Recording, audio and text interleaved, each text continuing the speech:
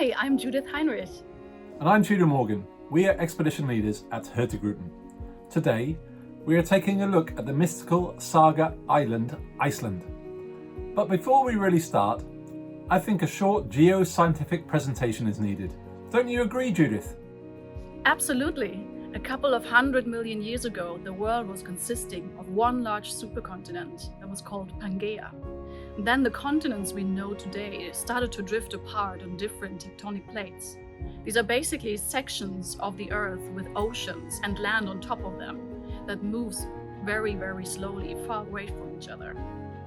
And Iceland is situated right on top of the two of them, where the Eurasian and North American tectonic plates are pulling away from each other. And this makes the geology of Iceland pretty unique, with extensive volcanic and geothermal activity. Coming here, you'll discover a terrain full of surprises, fantastic formations, and dramatic contrasts.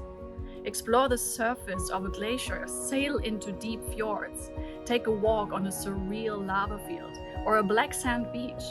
Get close to a volcano, admire some of the world's most stunning waterfalls, and gaze at geysers or soak into a hot spring. Yes, no wonder sci-fi films choose Iceland as their otherworldly location.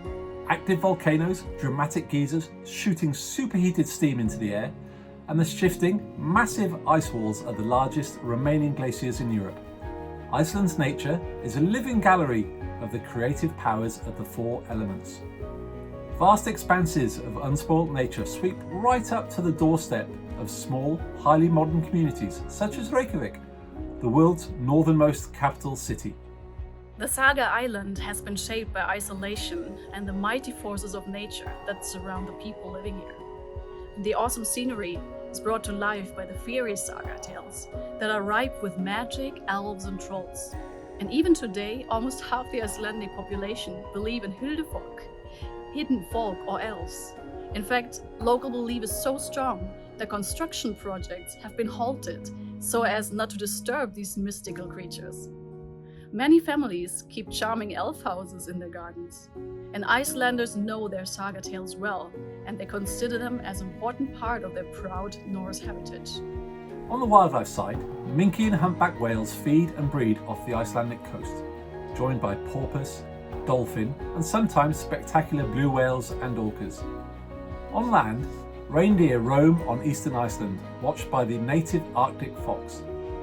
The famed Icelandic horses and sheep, imported by the Vikings some 1,000 years ago, graze throughout the island. Birdwatchers are well aware of the spectacular richness on offer here as well. One great example is when you visit the Latravia cliffs in the West Fjords. Even if only a dozen different species nest here, you literally see millions of puffins and razorbills, meaning the sky is just thick with avian life.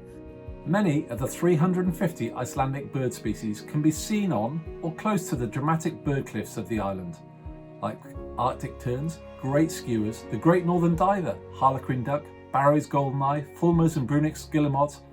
You may also see common snipe, ptarmigan, golden plover, snowy owls, white-tailed eagles, gryphonans and whimbrels. The raven has always had a special meaning to the Icelandic people. According to the Norse mythology, they served as Odin's messengers, bringing him news from all over the world. One of the first settlers on Iceland was called Hrafna-Floki, and Hrafna meaning raven. So he sent his 3 ravens to guide him ashore to his new land. And today there are 2,500 nesting raven pairs on Iceland.